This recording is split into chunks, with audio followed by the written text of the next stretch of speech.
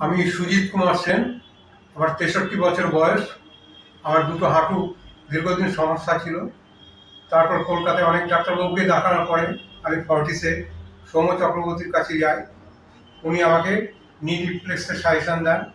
ওনার সাহসিকতা ব্যবহার আমাকে মুগ্ধ করে এবং ওনার কাছে আমি দুটো নি রিপ্লেক্স করেছি এবং অপারেশনের পরের দিনই আমাকে ওয়াকার নিয়ে পরের দিন হাঁটা হয়েছে। তারপরের দিন থেকে উইদাউট সাপোর্টে আমাকে হাঁটিয়েছে ওখানকার সমস্ত স্টাফ খুবই ভালো। ডাক্তারবাবু এবং তার সাপোর্টিং যেসব স্টাফ আছে অন্যান্য ডাক্তারবাবুরা খুব ভালো।